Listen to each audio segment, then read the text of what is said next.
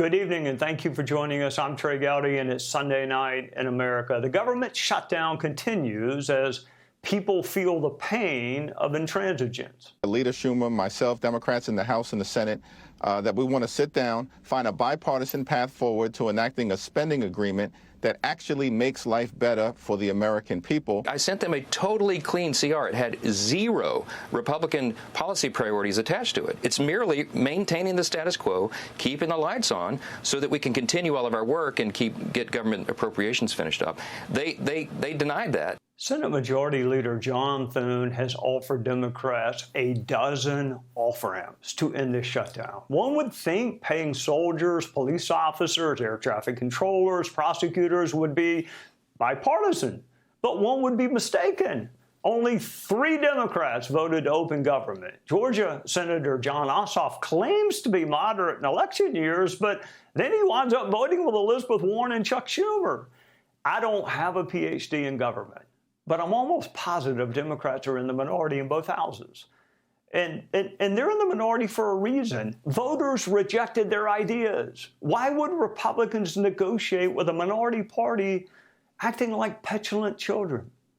Joining us is Chairman Tim Scott from South Carolina, who also runs GOP Senate election efforts in 2026. Welcome, Mr. Chairman. I'm almost positive that Barack Obama did not sign the repeal of Obamacare when Republicans shut government down. So why would Republicans reward Chuck Schumer for bad ideas that failed at the ballot box? Well, we won't, number one, and the Schumer shutdown continues. Trey, let's remember why the Schumer shutdown started. The Democrats are desperate for power. They are willing to sell out current constituents like women, infants, and children. For what? For illegal immigrants, their future voters. This is a power grab. They're willing to shut the government down so that they can earn and gain more power. This isn't going to work. When your rally yesterday was sponsored by the Communist Party USA, you're on the wrong track. You're not heading for power. You're heading for not to be in existence at all. It is just utterly ridiculous to see what the Democrats are doing to the most vulnerable people on the planet. Thank God, Trey, for President Trump, who found the resources to continue the WIC program helping women, infants, and children. All right, Chairman, you mentioned the most vulnerable, and I know you're sensitive to that. People are hurting. Most Americans do not have enough savings to survive a long shutdown, and they shouldn't have to. Is there an off-ramp? And let me just single out Jon Ossoff from Georgia. I mean, that's right below us. Yes. Why in the world is he voting with Elizabeth Warren and Bernie Sanders in a state that went for Trump and Brian Kemp?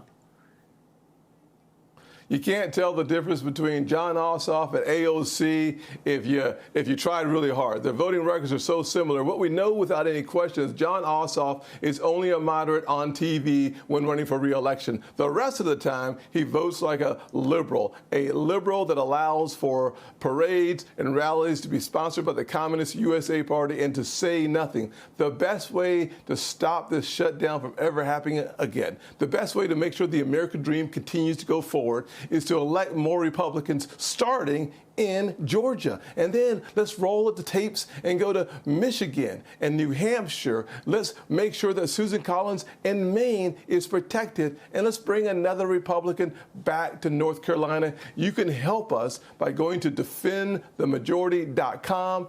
Right now, you can make a difference by supporting the Republican Party at defendthemajority.com and keep Jon Ossoff from being reelected. And let's bring some Republicans to Michigan and New Hampshire as well. All right, Chairman, let me switch gears with you. Virginia AG candidate Jay Jones is unfit for office. He called for capital murder, traumatizing children, urinating on graves. And now some GOP officials were exposed for using the N-word, comparing people of color to monkeys, laughing about the Holocaust, and belittling sexual assault. And what vexes me is I don't see why it's so hard for some to condemn both. I mean, both are outrageous and they're disqualifying. Yeah. Why is it so hard for some to condemn both?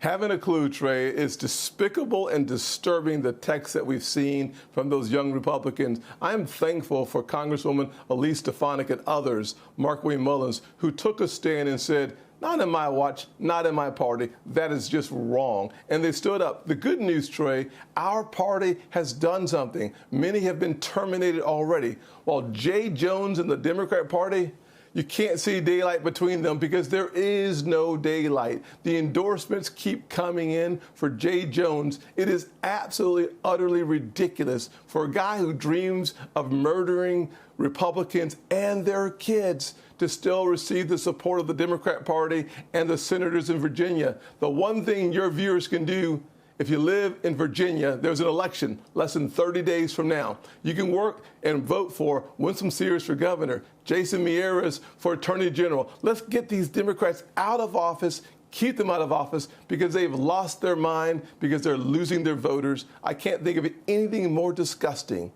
than Democrats to stand firm and strong with Jay Jones no matter what he says. All right, Senator, Chairman, from the great state of South Carolina, thank you for joining us on a Sunday night. Hey, Sean Hannity here. Hey, click here to subscribe to Fox News YouTube page and catch our hottest interviews and most compelling analysis. You will not get it anywhere else.